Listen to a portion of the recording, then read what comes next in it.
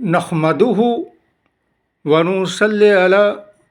रसूल करीम अम्मा बाद। पश्चिम बंगला का पीर फुरफुरा दरबार शरीफ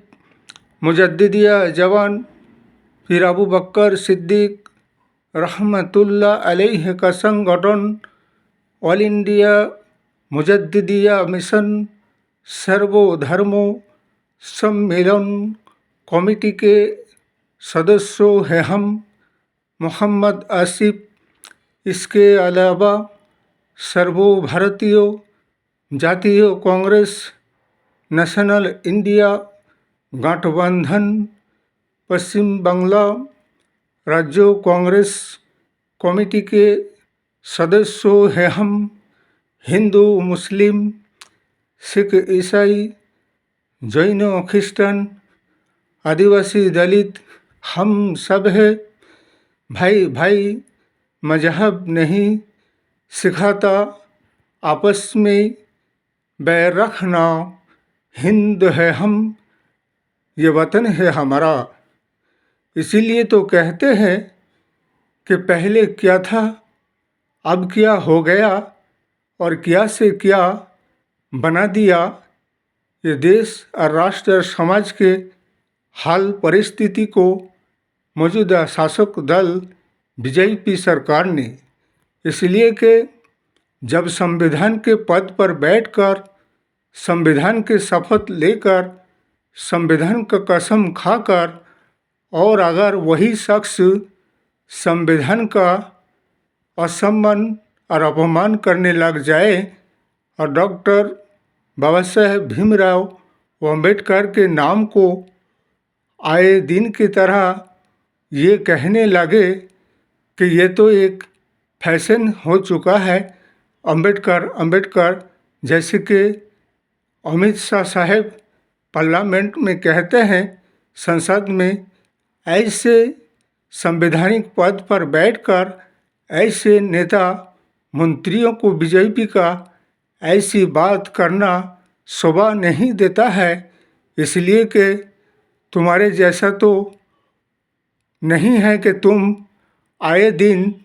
जैसे कि राम के नाम के तुमने दुनिया में जैसे एक तरीक़ा से ऐसा वातावरण बना रखा है हिंदू मुस्लिम के दरमियान, और आए दिन मंदिर और मस्जिद और फिर उस पर सर्वे की जो कि झूठ मूठ की संविधान के अवमानना कर कर झूठ मूठ की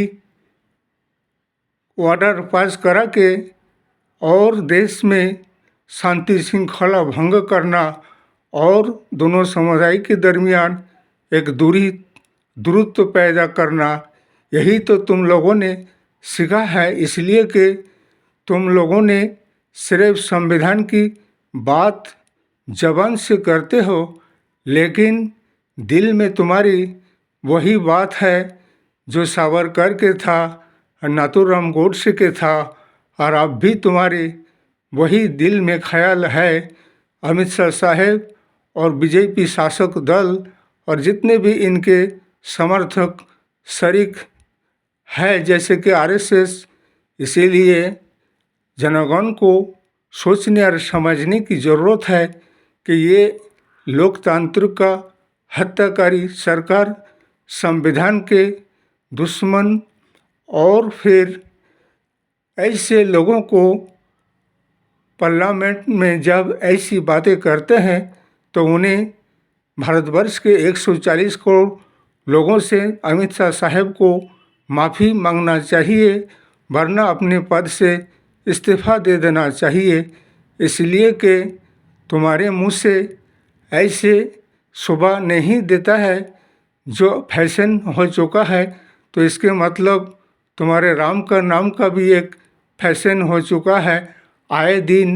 हिंदू मुस्लिम और मस्जिद मंदिर के नाम पर भी एक फैशन हो चुका है। देश और समाज और राष्ट्र को कहाँ ले जाने के लिए तुम राजगद्दी में बैठे हो। इसलिए कि एक वो दिन था के आज़ादी और स्वाधीनता के लड़ाई लड़कर देश और राष्ट्र को आज़ादी और स्वाधीनता दिलाए थे। सर्वभारतीय जातीय कांग्रेस और